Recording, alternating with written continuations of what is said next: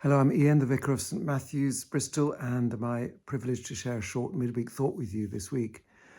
Many of my friends and church brothers and sisters will know that very recently I went to Spain to support some friends of mine who were doing an Ironman event.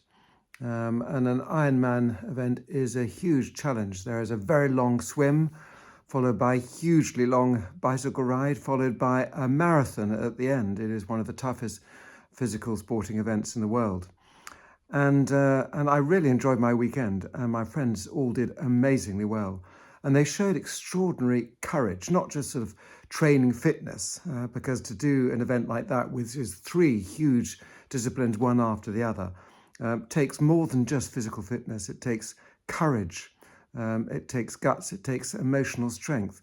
And what was really, really fun, but also hugely important, was the support that we who went to support were able to give, not only to our friends, but to other athletes of all ages, younger and older than me, who were doing this event.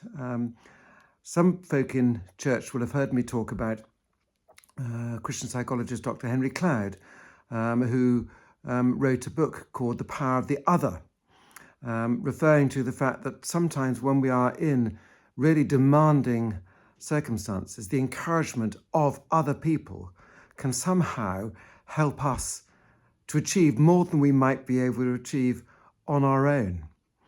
And the giving of that encouragement just somehow helps us to dig deeper. And on our own, if we'd been doing it, we wouldn't have been able to achieve that.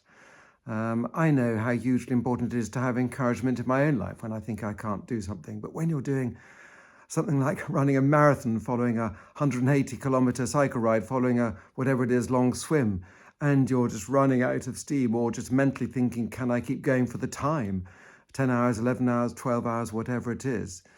Then the encouragement of others from the side is crucial to your discovering something deeper within that you wouldn't be able to find on your own. Now, as Christians, we understand that actually we have the ultimate power of the other to help us in our life, to help us do things that otherwise we might feel are impossible within our own strength. And that other is the Holy Spirit of God, God who comes in us and is present with us by and through his Holy Spirit. And I guess I'm going to say to you today and this week, what do you feel that you're facing in your life in the future that you have huge questions about? And do you think, I don't know whether I can do this.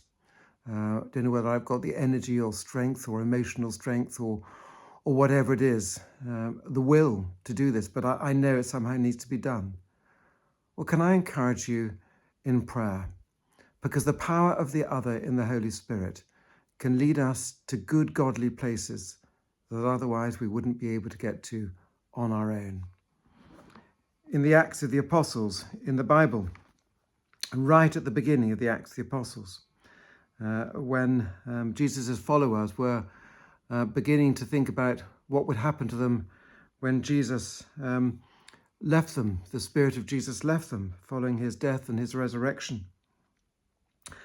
And when they came together, they asked Jesus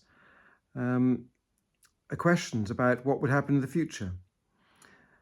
Jesus said to them, "But you will receive power when the Holy Spirit comes upon you, and you will bear witness for me in Jerusalem and throughout all Judea and Samaria, and even in the farthest corners of the earth." They must have wondered how on earth those few people in that room would be able to achieve something like that.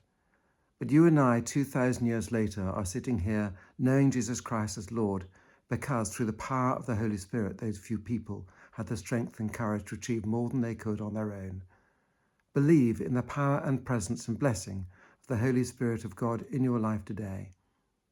Nothing is impossible with God. God bless you.